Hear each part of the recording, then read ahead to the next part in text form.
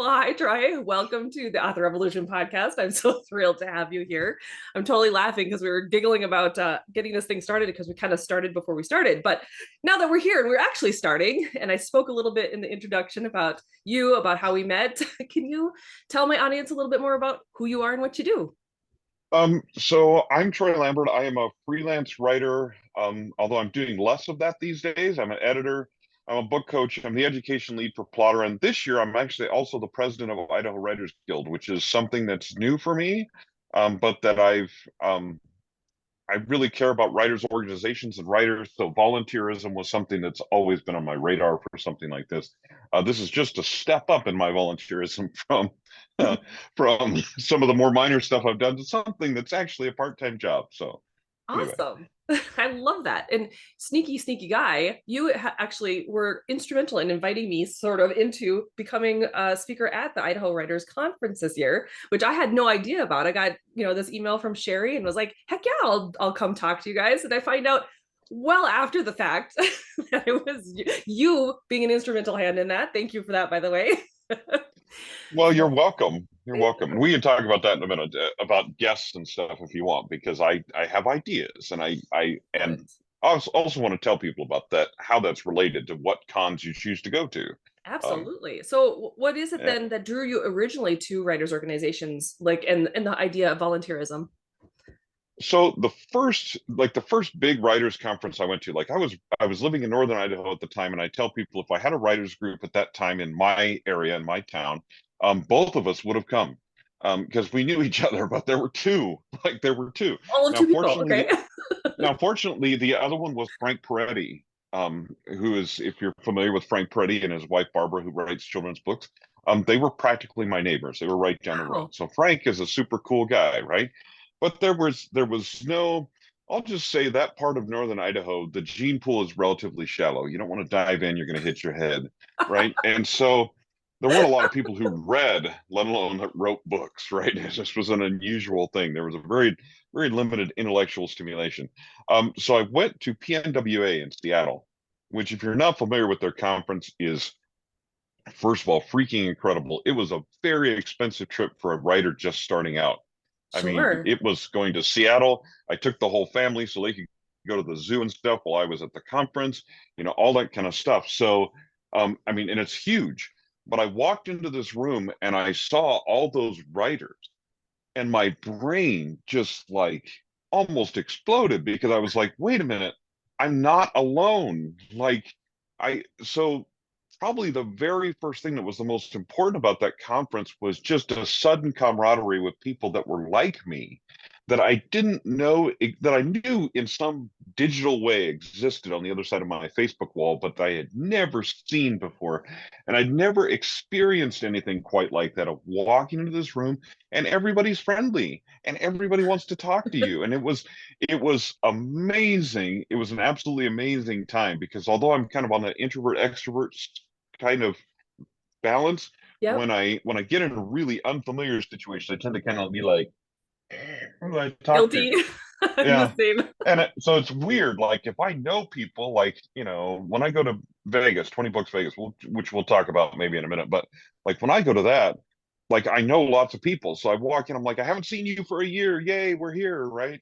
Sure. But if I go into an unfamiliar conference, I'm like, all right, who can I trust in this room? Like, who do I know? Now, fortunately, now that I've been doing this for a long time, I don't have that happen very often. Usually I know someone or someone knows me and it's okay, right? But there are those moments when you're like, and there's still those moments when, like, I live in a small town in Idaho where you're like, you feel like the only one here. I'm like, I'm really fortunate. When I go to Boise, people know who I am, but when I'm in Payette, nobody here reads, so nobody knows who I am, right? It doesn't matter. The librarian, maybe, you know what I Right. mean? But it's so so I mean, anyway, it's a different vibe. So the first thing is just that vibe of being around other writers. Like, man, that just blew my mind.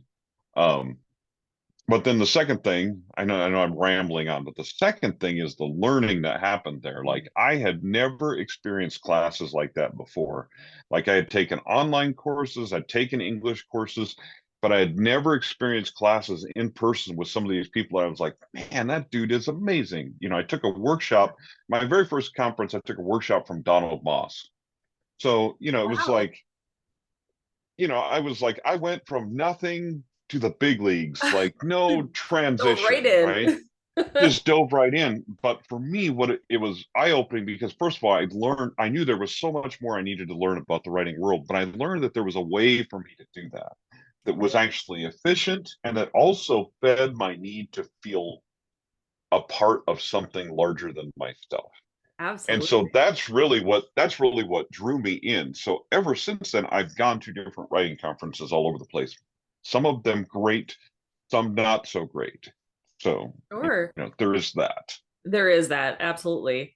So at what point in an author's career do you recommend them finally takering, what is that word? Taking the first step into like becoming like someone who either joins an organization close to them or going to a writers conference? Should it be at the beginning of their career or more when they're like got a little more of a clue? What do you think?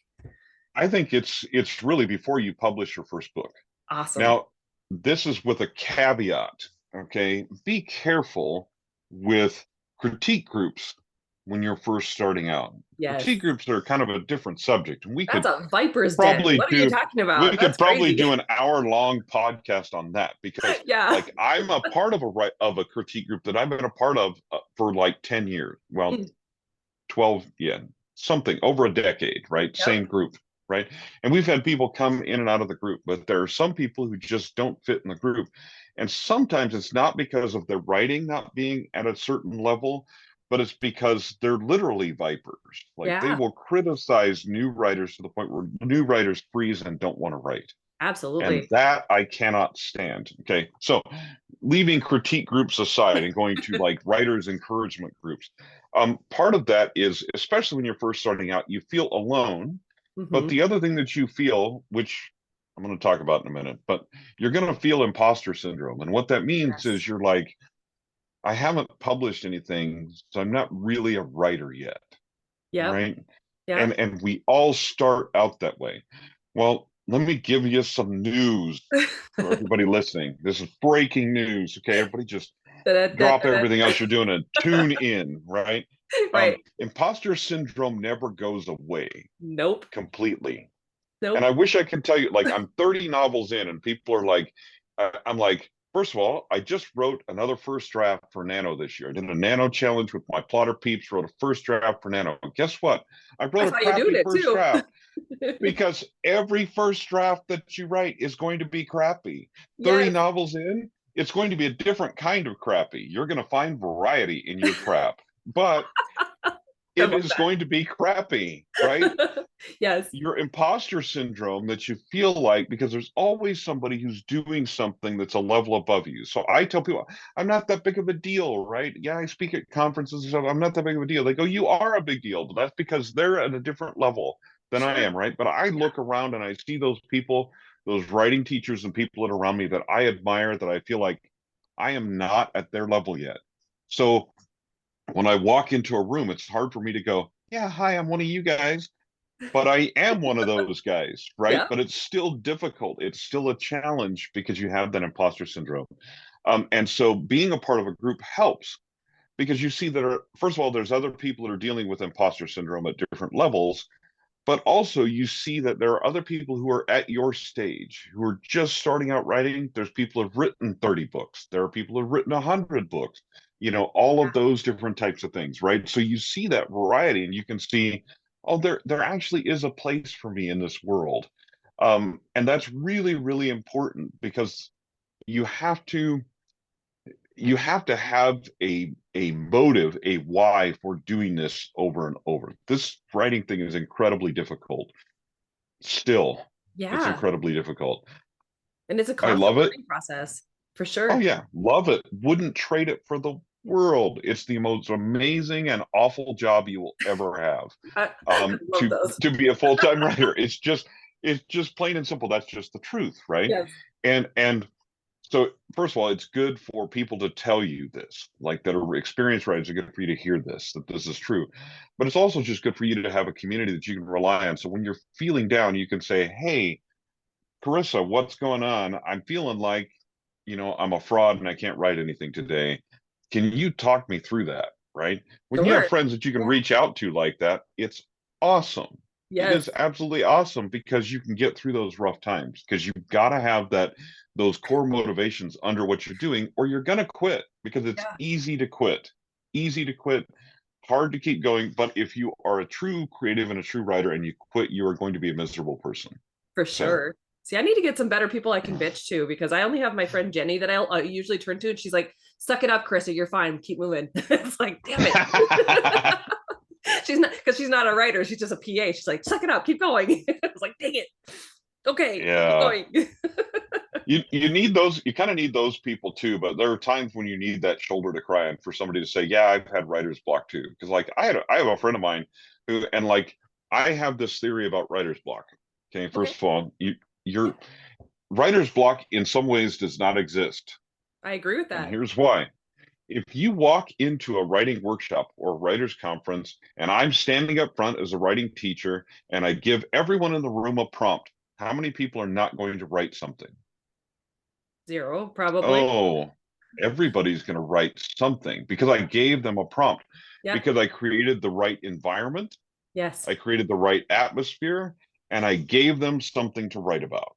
Right. So when people freeze in writing, they're having issues with it's other issues, generally speaking, with the exceptions of mental and physical illness. Sure. Okay, those are excusable for writer's block. And I had a friend of mine that's had writer's block for like 3 years Wow. because some of mental issues, some other things like that. Yeah. 3 years. So me saying writer's block doesn't exist wasn't a super helpful thing to him. Sure. What was helpful to him is, what are you doing to deal with your depression? How are you feeling today? Yeah. What's happening? Now he came out of it and his writing went That's right and great. exploded. Like he's doing Yeah. all kinds of stuff, right? But sometimes you need that friend that's just there for you that says, "Hey man, I know you're going through the stuff. What do you need and how can I help you?" And that's Yeah. what you find in those writers groups and writing communities. You're not going to find somebody else like that because your boss at work, if you have a day job, is going to tell you to suck it up. Hey Yep. man, you're flipping burgers. I don't give a rip about whether you're writing a novel or not, Yes. right? He doesn't care because it doesn't impact him, right? Sometimes your spouse gets a little impatient Hmm? because they're like, okay, what are you doing with this writing thing? And there's an answer to that, and I can give you that later. But anyway, um, maybe there's an answer to that. But anyway, but there's this huge benefit to being a part of a community. And your local writers group, what it also tells you is there are not only people that are like me, but there are people near me who are like me. Yes. Like when I moved down to Boise, my career took an amazing turn that I didn't know it was going to take. I didn't move down here for my career. I moved down here for other reasons, for my writing career. I moved down here for other reasons. I Sure. was doing fine where I was at. I was working at home. I had a sweet gig, but my wife at the time was not. Like Okay. she was not. So we moved here for her career. We ended up that didn't work out the best, but anyway, that's another long story. But for me, because what happened for me though was suddenly I was in a writing community. Then I Wow. was like, oh, there actually is a community And they do outside exist. of Facebook. Yeah. These people do exist. They're real. They breathe. They do all kinds of, I mean, it's They pretty can have cool, man. coffee. Yeah. They can have coffee, they can eat, they can drink beer. And that friend of mine I was talking about, like we met in a critique group 13 years ago. I'm just going to give up his name. Okay. I'm just going to tell on him if he hears this, I guess he'll be all right with it. His name's Jim Lambert. Okay. My name's Troy Lambert. Uh-huh. We have the same last name, not related. Okay. And I mean, we checked, like we checked, and we've been best friends for like 10 years, right? More than 10 years now. It's kind of freaky. But anyway, and met a writers group, right? But I met a guy with my same last name who now I've written books together with, who I've Wow. edited his books, who I've worked with, not only as a friend, but in the writing aspect for like 10 years. Another one of my best friends is in my critique group with me. I love her. Like I love her. My wife calls her my girlfriend, right? And she's not really. She's married. She has a kid. She's not really my girlfriend. But my wife's like, "You going out with girlfriend?" Yeah, yeah, I'm going out with girlfriend. Whatever, you know. But those are some of my best friends and my best writing buddies. Like her and I both, when we get stuck or we have a problem, we just turn to each other automatically. It Yep. automatically happens because we're a part of that community. So Oh, that community aspect is super important. That's the very first thing when you're a new writer is community, community, community, because that can be your motivator. You're not yet motivated by money. Right. You're not like me where you're like, I'm doing this full time and I have to eat, so I better finish this book, right? Right. It's, you know, you're not at that stage yet, but you will get there more than likely, you Oh know. And yeah. when you do, if you continue to pursue this and you want to do it as a as writing for a living, which is, you know, something we can talk about. But anyway, but that is so super important to have that background motivation, because if I was just doing this for money, I would actually be miserable. I would hate it, because there's easier things you can do for money. Oh, You know, absolutely. Yeah. yeah, you can buy an RV, learn some chemistry, you know, buy a couple car washes, something your family can get Are you behind, going you know. Breaking Bad on me This, here? Is that what's yeah, happening? I'm going Breaking Bad on you. I'm going Breaking Bad on you. This writing thing is tough, man. I mean, because it's tough for your family too, because this is not a normal job, you know. There are some weeks when it is more normal. There was like last week where I was like swamped. The first of the year, everything exploded. Yep. I was doing tons of stuff. I was on my computer more than 60 hours last week. You Crazy. know, my wife put up with that. Sure. Well, she's kind of a workaholic too, so it's kind of cool. We So it works balance out. off each other. We're like, all right, it's fine, whatever. We're like 6 o'clock. What do you want to do for supper? You know, we're Is there food bloodshot in the eyes. house? Did we go grocery shopping? Bloodshot eyes. Do dogs still want to be fed? I don't know. They're going nuts over there. Anyway, so um, uh, you know, but so you know, it's a tough thing to do. So you need that background support, and you need to know more of a why than just money. Like you can't be going through this with the idea I want to be a best-selling author, and that's my goal, and that's my why, because that why is not going to sustain you on those days when it's really hard and really bad. But that writing community is certainly going to help. Oh, for So. sure. Yeah. When I first got into my writing community here, it was kind of by accident because I was a freelance writer as well, doing freelance stuff, and I ended up helping the woman who was moderating the group, which I didn't even know existed in our local area, and she needed help with the website, and so I was just coming in as a freelancer helping with the website. I'm like, oh yeah, hey, I actually have written 2 books at that point. I'd written 2 books. I could totally help with that, and so we were working on that together. Next thing I know, I'm invited to the group. That was like in 2 weeks, and from there it was like it just expanded. I ended up taking over the group, becoming president. It was crazy, but it was a lot of fun because you have that community of people where, like you said, you don't realize you're surrounded by others who are in this same mindset, and even if they have a different genre that they're working on, or if there's a different type of writing. Some of them were writing like historical stuff where it was literally nonfiction historical stuff. They were going through old journals and Ooh. old things. It was really cool. And so you get a neater perspective, I guess, on what being a writer looks like by being around and interacting with all these different types of writers. It's really cool. Oh, for sure. And look, I mean, let's talk about that for a minute, because here's the other thing that like, so 20 Books Vegas, we've both gone to 20 Books Vegas, right? Yep. And I see people that are new writers coming to that group looking for a magic bullet from these best-selling authors, right?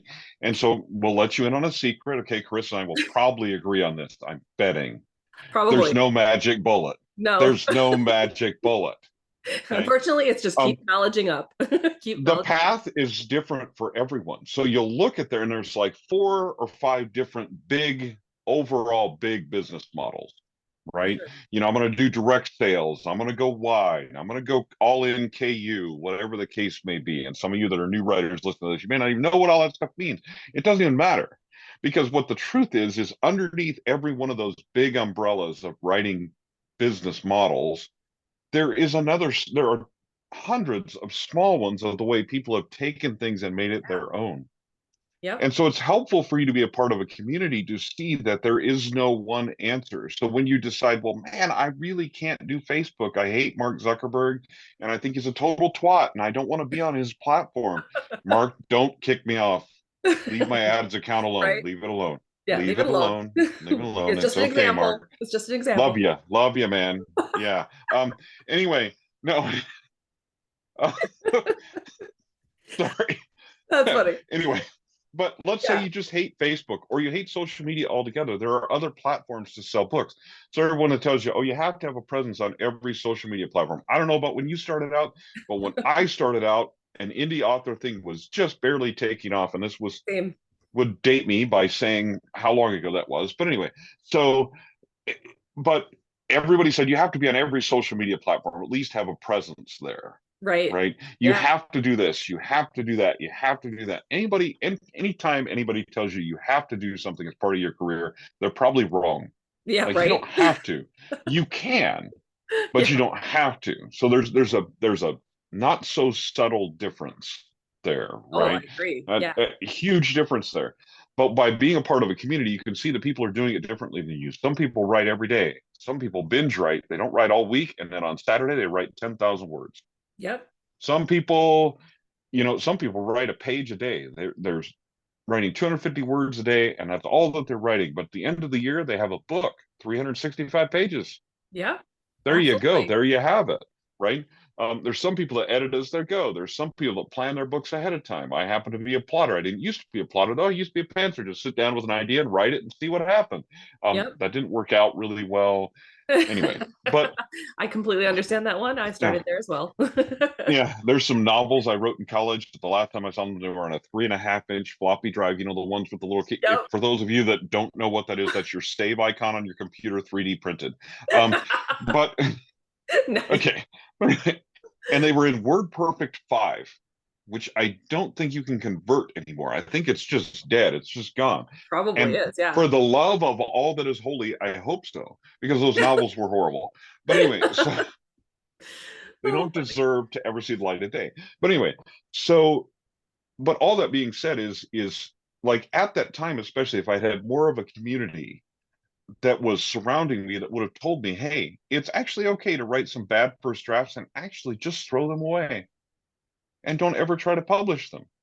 And like, what a novel concept. Like, I've written Right. stuff now that I'm like, I don't know what I'm going to do with that. So guess what I'm going to do with it? Nothing. I mean, I don't like doing that now because this is a way to Oh, make a living. So that's wasted yeah. hours and time and words. But if something is just not working, Set it why do you aside keep until you trying have to clarity. make it work? Yeah. Wait Like, until you have some yeah, clarity to set it. it aside or go to your group and say, hey, man, I've got this thing. Like, I've got this crazy series that I'm starting this year. And one of the things I did at 20 books at the community, because it's in a different genre for me, I'm blending mystery and thriller with romantic comedy. So That's what did I awesome. do at 20 books, right? There's a whole bunch of romance writers, right? Yeah. And so I went to the romance writers meetup. Here's Nice. me looking like kind of I'm lost, Did right? you have your crown when you went? I Your did not have a tiara? crown. I Well, did come not on, have a Troy. tiara. I was actually brokenhearted. I told someone I do not have a tiara, and she was like, "Well, next year I will bring you one." Oh, So funny. next year I might. But anyway, Okay, so I great. went up to these romance writers and I said, "Hey, I have this crazy idea. Is this marketable, or am I being really stupid?" Right? And they were Yep. like, "Oh no, that's marketable." One of them said, "Hey, I'm happy to write that series with you." I'm like, "Come along, we have lots of titles to cover." Right? And Nice. I'm still looking for other people to jump into that series. You romance writer, you want to jump into a fun series? Email me, we'll talk. All Heck right. yeah. But anyway, um Too cool. but you know what I mean? I mean, so because this is the kind of person that I am, I'm just like, everybody get involved. Let's do it. Yes. Community, community, community. But what I did was I had a built-in community there that could answer my questions, Yep. right? And so what did I do? Well, instead of holding back, I just went into that community and said, "Hey, listen, I'm this is not my normal thing that I do. I've edited romantic comedy. I know about romance. I know how to make it work, but is this something that would work?" Right. Right? And they were able to answer that for me in a way that intellectually I was saying, I think this is a good idea. Yeah. But how do I know? Well, I know from my community, from the people around me who are there to support me and say, Yep. hey, there is something for that. So community, super important community. Absolutely. And it's Um, validating so, your idea within that. but Yeah, for sure. probably the second half of that we have, like I've been harping on community, but the second half of that is education. Yep. Education. Um, and so I want to say this carefully because I've said it very flippantly before, and then the host of the podcast actually had an MFA. So, Okay. Well, I'll see what I can do here. Yes, go. Carry on. uh, so, so what I mean by getting education as a writer is, I mean, there's all kinds of things you need to learn about the business and the craft of writing. And I don't mean to go to college. And most of the time, I mean, seriously, don't go to college. Right. Because it's a completely Like, different animal for sure. not for this. Now, if you want to go get your business degree to Yep. learn how to handle that, because some of the best writers I know were once lawyers. Because Isn't that crazy? Yeah. here's my take on law school. Okay, going to law school, passing the board, and practicing law for 2 to 5 years is a great way to find insert your passion here. Okay, it is, and then you leave law and you go to, there are people that stay in law, but there are so many people that I've known that they did all the law school stuff, but the beauty of it is they come out with a business understanding. Okay, Correct. so nothing wrong with college for getting a business understanding. You don't have to go to college to get that. Yep. But hey, there's nothing wrong with some business savvy and some business knowledge. I got it through years of experience Yep. as a manager and in other jobs before I was able to write full time. So I have a lot of business experience. So that was very helpful for me, right? That's very helpful coming into the writing business. But it is a completely different business than any other business you have ever worked in. So you need to learn about the publishing industry. Yeah. The way you're going to do that is conferences and people who know, Yeah. right? Exactly. You can only go so far with blogs. You can only go so far with courses. Not that there's anything wrong with courses. You know, I'm developing some courses right now. Courses are great. Yeah. Courses are amazing. Um, but that there's something about that in-person learning and being able to go, somebody says something, you raise your hand and go, I have a question, Absolutely. right? There's a guy at 20 books, Joe Solari. If you haven't read his books, amazing dude, right? I Absolutely. have a couple appointments already on the calendar with Joe for this year to make my business even better, That's right? awesome. And I've been doing this a long time. Like, this is not something that's new to me, but I'm constantly looking to improve. So that's the other aspect is education. You're going to meet people like Joe. You're going to meet people that like Carissa. You're going to meet people like me that know what we're doing and we're willing to share that knowledge with you. And in a conference setting, you get that knowledge much cheaper than if you call me up and say, hey, Troy, I want to consult with you. I'm like, okay, start the clock and get out your credit card, right, at this Right. point. Because, and it's not that I don't want to give away information for free. It's that, first of all, people don't value it if I do. Absolutely. They tend not to take it if I do. If they pay for it, they tend to listen to what I have to say. And the other part is clearly I like to eat. My wife likes nice things. So And I think most we people we do. Yeah. We we need have to to pay for our provide for extravagant, that, right? luxurious lives, but Yeah, luxurious lifestyles, our rich and famous lifestyle. right. But the truth of the matter is this too, is that you're to a certain extent you're going to pay for advice, but when you go to a conference, you get an opportunity to get some of that advice for free. And if you want to, like, there were people at 20 books that are like, "Hey, where are you and Jim going?" We'd say, "We're going over to this bar," and they're like, "All right," and they just went with us. Like, we ended up with this entourage of people that went with us. And Yeah. while we're eating and drinking, they're asking us questions, right? Yeah. I don't say, well, let's start the clock. Get out your wallet. No, Yeah. because we're at a conference, right? It's in Yep. a casual environment where you can talk to people and get answers and things you couldn't get otherwise without paying for them. Well, and it's so nice So, having all those different perspectives too, because when you're at a conference, it's not just oh, one person speaking, it's a whole host of them speaking. You're getting different intakes sometimes of the same topic, and you can go, okay, well, these two people said things exactly oh opposite. Well, yeah. there must be something in the middle, or maybe a completely different way to do it for myself.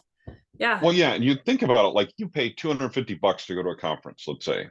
250 bucks. Idaho Writers Conference, $250, I think, for non-members, 199 for members or 197 for members. I don't know, something like that. Anyway, right? Yep. Go to our Yep. website, figure it out. I'm the president. I don't know what the hell things cost. But anyway, You're the visionary. You don't have to handle the detailed stuff. Yeah.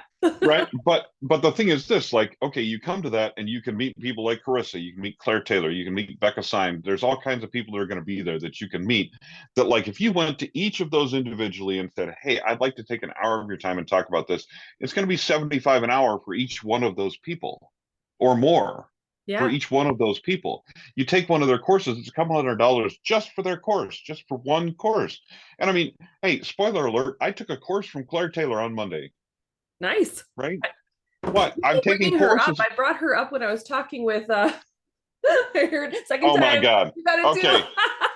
So if everybody Claire, watching you're gonna have to hasn't come on read the this podcast. book, It's the second time I've held your if book up. if I've talked. everybody hasn't read this book and taken it to heart, oh my God, my whole vision board this year is based on that book. Right? Anyway, I'm like, look, but look, okay, so that what I'm saying to you is I'm constantly learning, right? To everyone listening, I'm constantly learning, I'm constantly taking classes, but it is much cheaper for me to go up to Claire at a conference and say, hey man, let me take you to lunch Right. and Yeah. let's talk about sevens with an eight wing because I'm figuring myself out still, Right.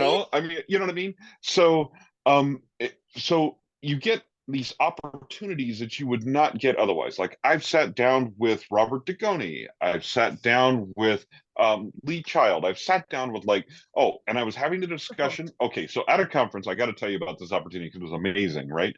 okay. I'm at LTUE in Utah, which I go to every year. And as a result, I know some big name authors from Utah. You probably know some of them too.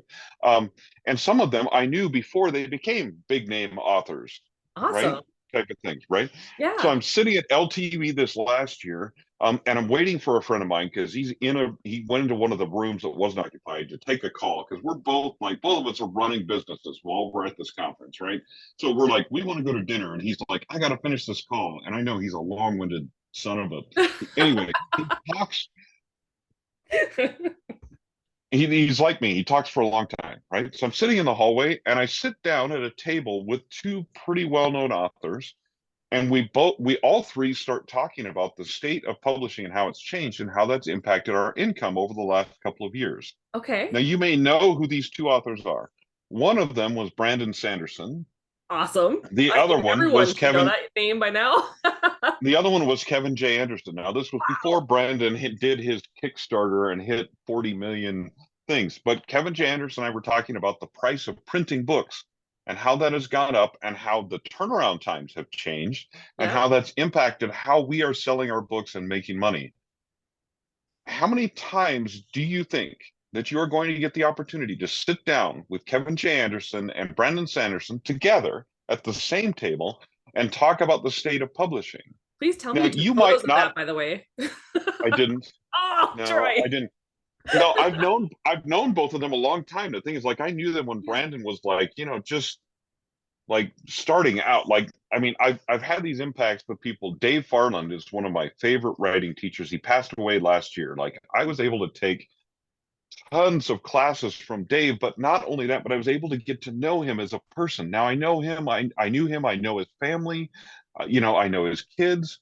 I know the people that have taken over his teaching business from him. I know all of them because I've had this opportunity to sit down with the guy that was like the visionary for writers of the future, the guy who discovered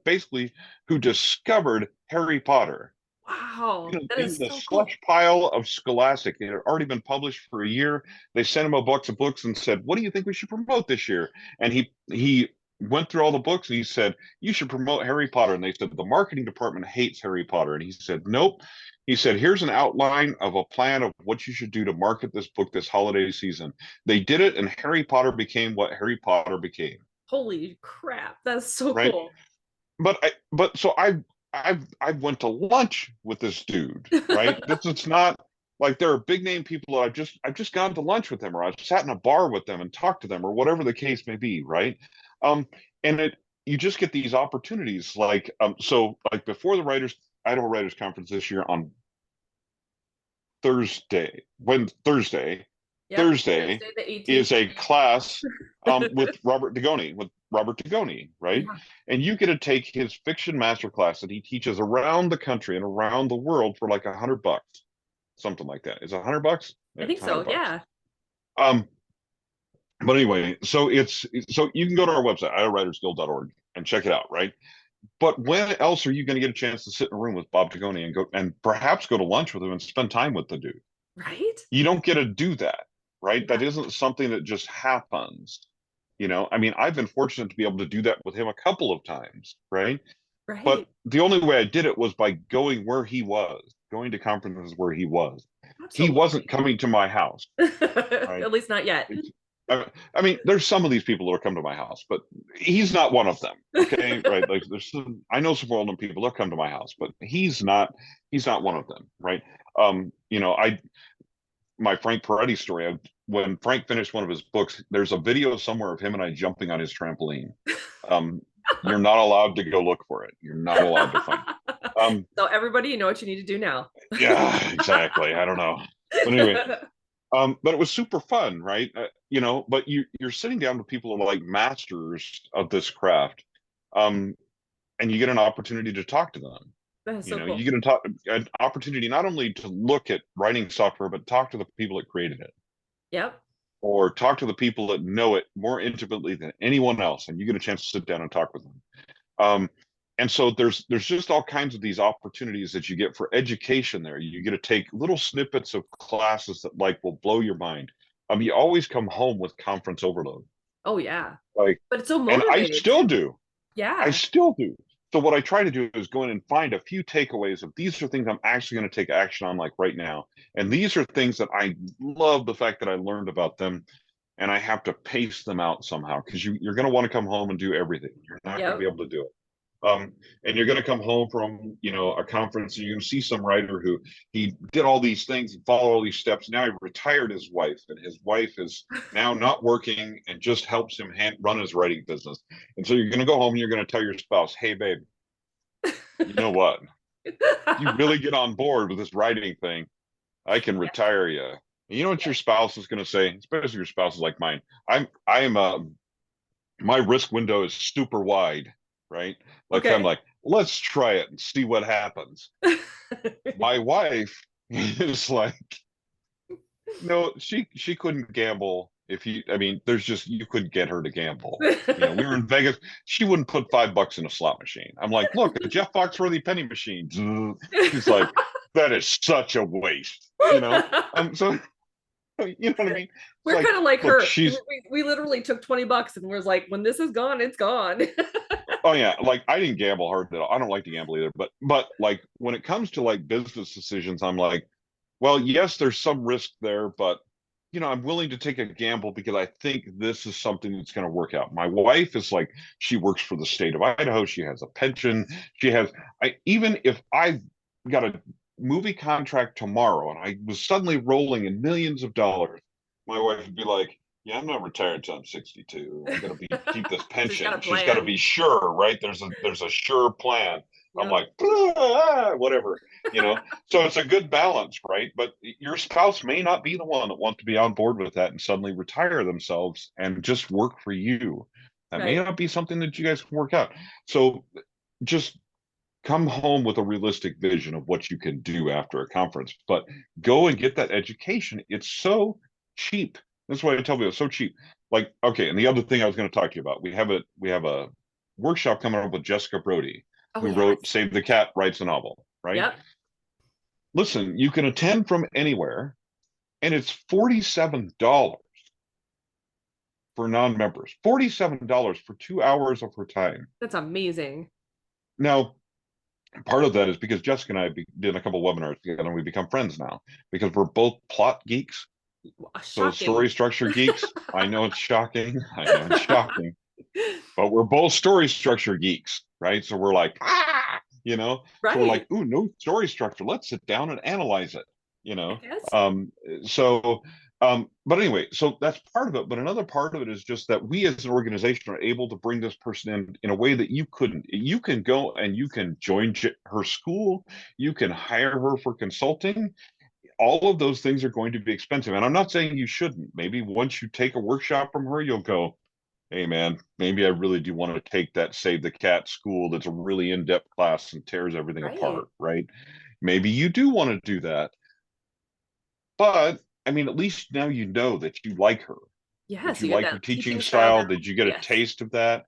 Um, like I say, same thing with Carissa, same thing with you, same Yes. thing with Claire, same thing with a lot of the people that are at a conference is you get a taste of their teaching style and you go, is this a person I could learn from? Right. Because like Claire is just, she's a very casual, down to earth person. She's doing her course, she's drinking wine. Every now and then there's a little cuss bomb that falls into the course. And that's cool as long as you're cool with that, right? But Yep. I mean, so I love her courses, but there are people that will not like that, okay? Sure. Because it's not the professional school teacher up there. I don't teach that way either. But anyway, But we're um, creatives. It's like, yeah, give some creative people but space yeah, right here, people. yeah, I mean, we're generally speaking, we're creative people. We're all over the map anyway. But there's people that you're going to resonate with more than others. I Absolutely. tell people there are people that don't like my book. It's amazing. There are What? people that don't like my teaching and don't like my videos. That's amazing too. Right? Did you know that I am not for everyone? Oh, I can't even wow. believe you said that, Troy. That just can't be I real. know. Huge revelation, right? No, you're going to resonate more with some teachers than you do with others. And those are the teachers you need to take classes from, Yeah. because they're part of that is a personality fit is going to enable you to learn more, Yep. because you're going to be absorbing better what it is that Receptive. they're saying, because they're going to be reaching you on a level that you can relate to. Absolutely. So, um, so a conference gives you a taste of all of those things, and it gives you just tons of information to go, okay, what am I doing with my writing career? Where am I going with that? As long as you Now, don't spiral into that whole "what am I doing with my life" thing, and then you have no clue. And oh you... no, no, That's no. we don't want that though. Find some direction. Yeah. Find some direction. Now, here's my caveat thing though, for people that say, well, I can't spend that much money on that because I'm not making money from my writing yet. Yep. Okay, here's how you compare it. If your spouse plays golf, right? This is an analogy I use all the time. But Mine does not. your spouse is cool though. He's a He's cool always guy. buying new tools. That's his vice. There you go. Okay, but see, okay, so we can use tools too. We can use tools, we can use golf, we can use anything, right? Right. Whoever has a hobby, right? Now, some of those people might eventually want to turn that hobby into something to make money from. Yep. So they say, well, I do a little word working on the side, but I can sell these cool little signs that I'm making, right? Yep. But they're not selling them yet. They're still taking painting lessons. They're still buying equipment Yep. that they need to make their job work. They're still going and gathering with people at craft fairs and other places that are related to what they're doing. Or like in golf, I'm like, you may not be a pro golfer, but you're going to go enter your local golf tournament. And if you do really well there and you're the best player at your club, you might even go up to the pro-am tour.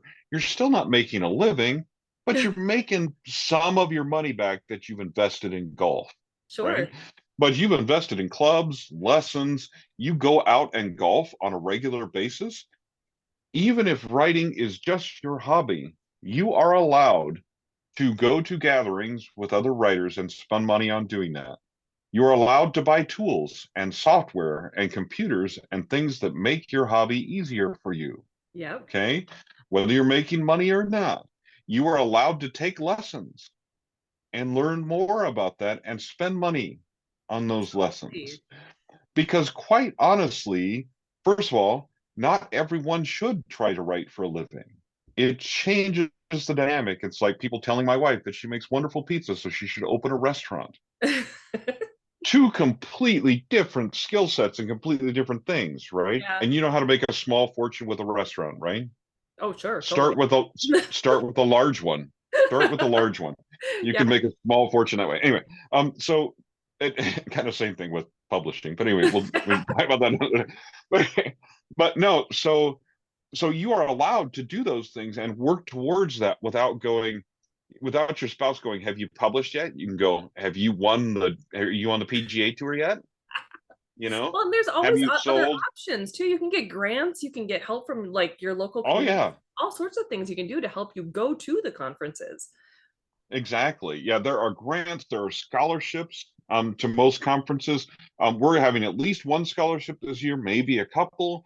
And we always do this type of thing because here's the thing, from my writing heart to everyone else's writing heart, is I want you to succeed. Yes. Like I tell people about Plottr. Okay, look, I'm a big plot nerd and I love the software Plottr, right? And I think there are many ways that you can use it, from planning your novel to revising it to using it during the writing process. And I've developed a process that makes me efficient and works for me, Yeah. right? And you can come to me and adopt that software and say, look, I've created this beautiful Plottr file, right? And you can show me your outline and all of your planning and your characters all fleshed out. And I'd be like, that's nice. Where's the book that you wrote with this? Okay. The Yep. Plottr is a tool that gets you to a point where you're writing a book, right? Conferences are a tool and an education system that's designed to support your writing. Yes. So if you show me your beautiful outline and Plottr file and the first draft that you finished using that, I'm going to be way happier than if you just show me your pretty Plottr file. I agree with that. Because Yeah. that my heart is, I believe that people have stories to tell and that they should bring those stories into the world and tell them. And whether that means that your family reads them and you do this as a hobby and your family reads them and maybe you throw them up on Amazon and make a few dollars, or whether you decide I'm all in and I want to do this for a living, and I want to go crazy like Troy. Well, okay, then you can do that too, right? You can do any of those level of thing, and there's all kinds of levels between that, right? Yep. Um, but you can do those things. You have permission to do those things, but you need to just embrace that in and of yourself. But I want you to succeed, whatever you think that success looks like. And Absolutely. that means community, that means education, that means, which means conferences, which means that you're probably going to spend some money. Turn it into a family vacation. Oh yeah, for When I went to sure. PNWA, I just brought the kids. I was like, you guys go have fun while I'm in You are conference. way And when I'm more out of conference, you are oh, way like way better than we are. We're like, no, no kids, no kids. They can oh stay at no. grandma's.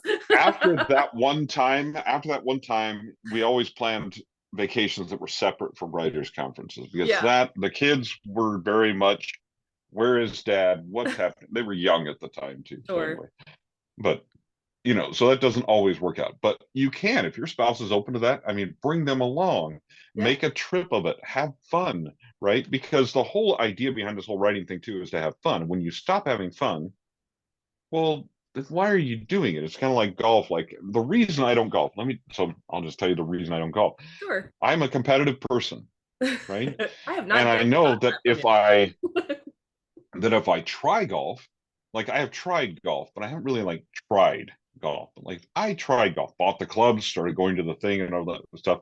I would be obsessed with getting better at golf, you. which means I would have to play more and spend more time. And like right now, I don't have the time to spend on golf. So I know what would happen is golf would turn into a frustration instead of a recreational activity for me. Sure. Yeah. I don't want to frustrate myself, right? Like Who does? Yeah. my life is busy enough. I have enough things to do. I don't need to feel frustrated by something that's supposed to be fun. Mm-hmm. So this is, don't allow writing to become frustrating for you. Back off. Take it a little less seriously and get the fun back into it, because honestly, when you're not having fun, you're not going to you're not going to make money at it. You're not going to enjoy it. No, because you'll It's be because your readers resentful. aren't going to enjoy it. Because there's one of my Capital City Murder books, like I phoned it in. I totally confess that I phoned it in. I'm not going to tell you which one if you read them, but if you read them, you can probably tell Sure. like which one You that I burnt out wrote, at that because I level? initially when I wrote them, I was writing them with another author. We were writing every other one, Okay. and then his wife had some health problems and he had to drop out of the series. He's an older guy, so I took over the series. Well, I got to the fourth one that I wrote by myself. I shouldn't have said that. Now I told you which one it is.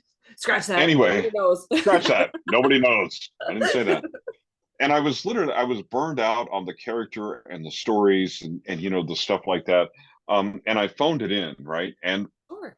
now there are people that love that book, right? But there was one reviewer that says it feels like we were just going through the motions. And I wanted Make to you love email her so bad and go, I was. it. You called me out, man. You called me out. Can you delete that, please? Um, I think all of but us kind of get to that point with some of the things, though. That's why I'm switching gears myself this year and testing the waters with like straight up romance, because it's just, I feel like, at 20 books in, it's like, now I need to do something just a palate cleanse for a bit and make it fun again. So I totally get that. yeah, well, Yeah. and part of this was, so I'm going to go back to this book that's right in front of me. Okay, Yes. I gotta hold That on. one. Right. Okay. Part of that is that what I did once I went through that book, I understood. I'm like, oh, that's why I didn't like that character. It's Oh, completely an opposing personality type to mine. And so what I was doing was, because the other author created the main character, I yeah. was trying to write to his main character, which was more of his personality type and not mine. And Okay. it didn't work super well. Oh, Like okay. because you can tell who wrote which book because of the way the character acts, because there's some Gotcha. inconsistencies in character. So I'm like, you know what I need to do? And so I've thought about this for a while. So I'm still going to continue that series, but one of the main characters is no longer going to be the main character. That And makes the sense. reason is because the personality doesn't fit mine. And so I'm not, if I continue to try to write into that box, I'm going to hate it. But but this is another thing that you learn by going to conferences is you learn what's happening that's not good. Like, and Yeah. sometimes you can pinpoint it. Like through that education, through that community, you can pinpoint, oh man, this is what I was doing wrong. And it's something you're not going to necessarily see on your own. And Yeah. maybe your critique group or your friend group will see it, but maybe they won't. Well, and And sometimes they don't it's even a have the words for tragedy. it. Yeah, Oh sometimes yeah. it's like You they don't, can see there's something wrong, but they don't know how to describe it to you or whatever. Where if you go to a conference, they like Becca Symes, she might be able to tell you, well, here's why, because your sex archetype isn't this, you know? It's like there's yeah.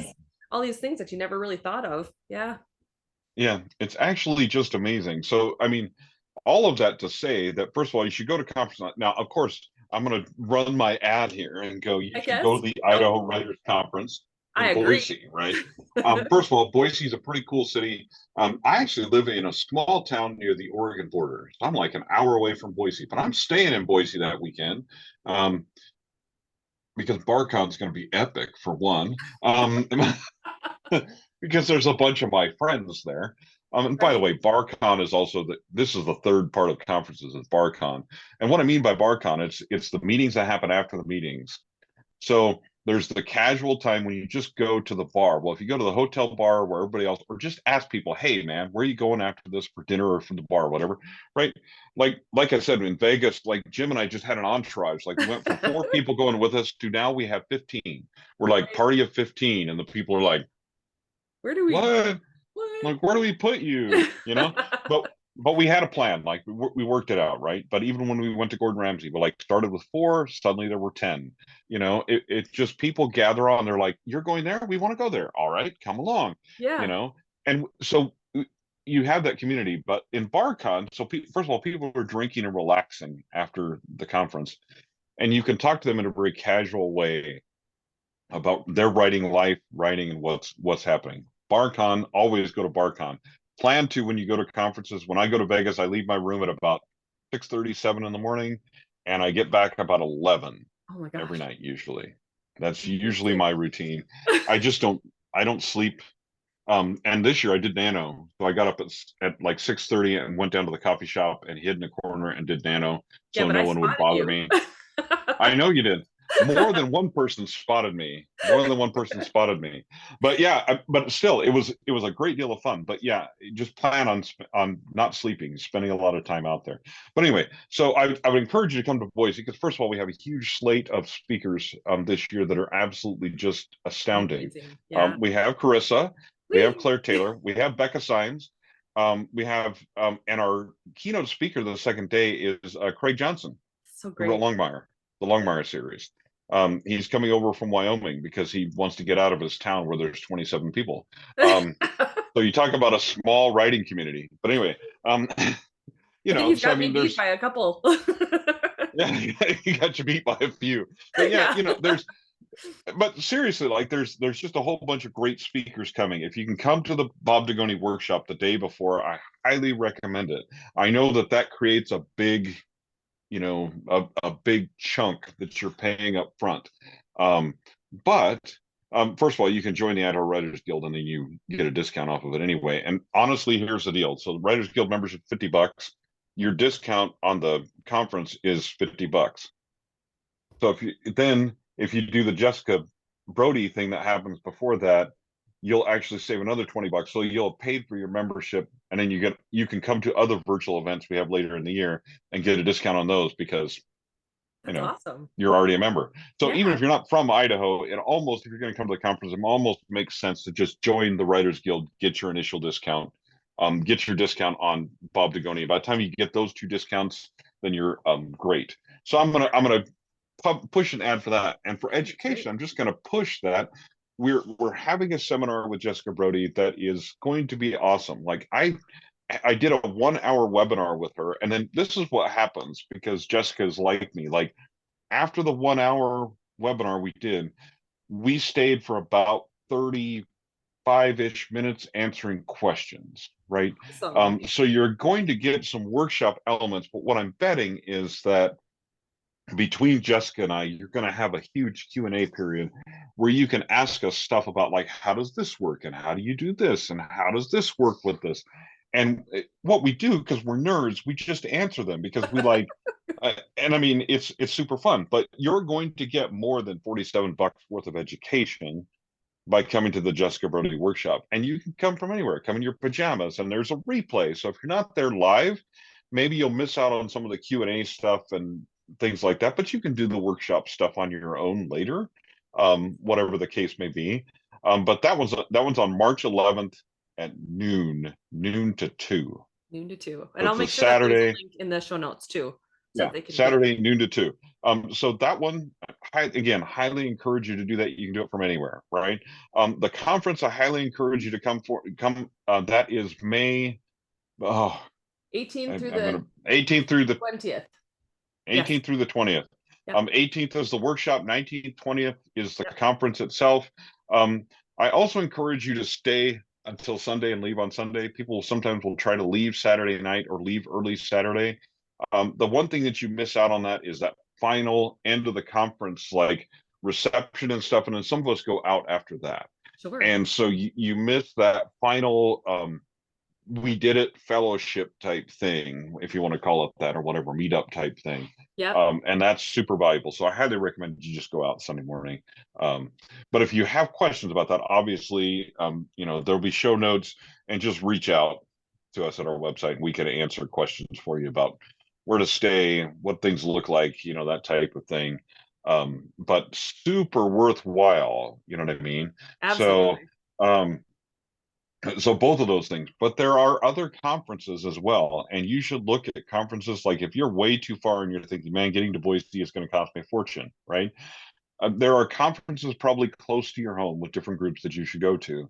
There are educational opportunities that you can do virtually, like Jessica Brody, Yeah. but there are other ones as well that other groups are putting on, and you should learn about those and know about those and be watching for those, because and you can find them social media, Twitter, all the different places, right? Yeah. There's huge writing communities on all of these different platforms, right? Because all of us writers kind of group together, like, oh, I'm scared, are you? Yeah, okay. So we group together, right? But so there's all kinds of ways that you can find out about these things, writers groups you can join both online and in person, and I highly encourage you to do all of those things. Find your community, find your education, and get rolling, no matter what your writer career is eventually going to look like, no matter what your Absolutely. goals are, no matter what success looks like for you. This is still something you should do. Now with the Idaho Writers Guild, do you guys do like a monthly meetup that people, if they did join, could join by Zoom? Um, we're not doing them monthly this year. We're doing some Okay. of the Zoom ones quarterly, because we're actually Oh, trying to do more stuff in person. awesome. Because we have that opportunity. However, not this year's conference, but next year's conference will actually be hybrid. Okay. So Cool. we're going to be able to do it. You'll be able to watch from a distance, and you'll be able to come in person. Unfortunately, we do not have time to set up the AV things that we need to do that this year. Sure. But that will be possible. The only thing I say about attending virtual conferences is you do miss out on that in-person interaction, which is extremely valuable. But when it comes to saving money, I mean, I totally get that. When I took that first PNWA plunge, I mean, the conference was $500. Wow. The trip was probably, by the time we got done, was probably a $1,200 trip. It was like for a brand new writer, it was like, it Right. was Like, a what am I big doing? investment. Now it was worth, like I say, in the long run, it was worth it. But I do understand money is a thing, Yeah. right? Money is a thing for people. So we try to keep things as affordable as we can. We have free things when we're able to. And we will have some more virtual workshops. We're actually going to have a fight workshop that, even if we don't do it, we're going to do it in person. We may not be able to do it hybrid because of the nature of it, but we're going to have a couple people filming it. Where basically I've got two friends of mine who are martial artists, two gals who are both of them are martial artists, very good. They've both written about fight scenes. And so what we're going to do is we're going to take a fight scene and have them act out a really bad one by reading it from the book and having them do the things that the book says. Okay. And then we're going to have them act out a really good one. And How fun then is you can that? see how to describe a fight scene. It's going to be super fun because both of them are totally funny people. So I have no idea what they're going to do with that, but it's probably it's probably going to be hilarious. And you see it on YouTube, it might just go viral. I don't know. Right? Um, That sounds cool. because it's fun, but that's one of those things where like we're going to do things like that. And if you're obviously if you're a member, you'll know about those things. You get discounts. If nothing else, join our email list and you'll know about events and stuff that are going on, even if you're not a member. But if you join as a member, we'll have virtual things that are going on, and always if we have a workshop or something like that, you always get a discount. That's just one of our member benefits, along with some other ones we're going to bring on this year, but I can't tell you about those because they're not live yet. So Gotcha.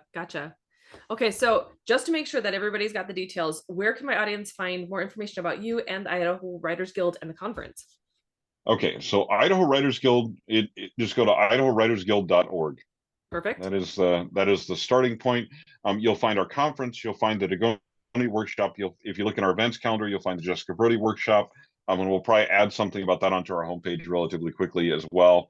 So you'll find out about all of those different things that we're doing. There's links to join our email list. And links to donate. We're a 501c3. Those things are tax deductible if your accountant is Yes. bugging you to donate some money. I have a good cause for you. Anyway, And I agree. but all of that information is on our website. If you want to find me, you can always find me at troylambertwrites.com, or I tell people just Google me. And if I don't come up when you Google me, your internet is down. Perhaps your modem is broken, like Carissa's was not long ago, and Right? you need to get that fixed. And once you Google me, then you will find me because my face will show up places. As my son said when he was in middle school, he came home one day and he said, "Dad, you're all over the Google." Yes, I am all over the My Google. daughter has said the Um, same thing about me. it was kind of creepy because he was showing his friends, "That's my dad." I'm like, I'm like, at the time, especially, I'm like, I'm writing dark psychological thrillers. I'm like, don't have your friends read my books, right? They're Right? gonna go home from the library. Look, this is my friend's dad, and their parents are gonna be like, "What are you reading? This Well, at guy least it's not lives here. Let's erotica. It go could be find worse. him." I have written. Okay, I have written. I have written a steamy romance that Okay. I wrote years ago under my own name. I was working for a publisher and I was actually the managing editor for the City Nights series, which is a Nice. steamy romance series. And so I wrote the first book in the series to show people the kind of book that I was looking for. Now, I will tell you that it is a murder mystery steamy romance. There's a Okay. detective and his wife, there's a body, and there's a lot of hot sex. And you can go find and read that book if you would like. I'm not going to Excellent. give Just not your you kids. the link to that. I'm not going to give you the link to that, but I'm going to tell you if you go read that book and then you come to the Idaho Writers Conference, you can't come up to me and look at me and go, "Oh, really?" Because then we can't be friends. So it just we will That's just funny. not be able to be friends after that. You can read it, But but no don't say you comments. weren't warned. No comments. No comments. Don't There's certain parts you can tell me what you thought of it overall, but don't tell me what you thought about individual parts of it. That's just all I'm going to say. I, Give me a general review. General reviews, great, great. general reviews are Nothing, wonderful. nothing in depth on that one. Anyway, that's no pun intended. Anyway, terrible, Nice. terrible. But anyway, yeah. So that was all over the Googles too, I'm sure. But anyway, it's not as much anymore. It's old. It's been out there a long time. Oh, whew, okay.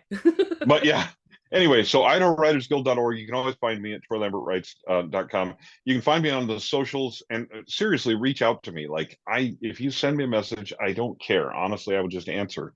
I might not answer right away because I'm doing this writing thing, so sometimes I'm not on the socials all the time. Weird. Um, but I will. But I will. I mean, I will get back to you and answer you and all that kind of stuff. So, if you have questions or just want to talk about the writing life or just be friends, whatever, Awesome. I'm out there and you know, yeah, part of that. So That's great. Well, yeah, thank you so much, Troy, for being on the podcast and giving us all of your insights. And I cannot wait for Idaho Writers Conference. It's going to be so much fun. it is going to be a blast for sure.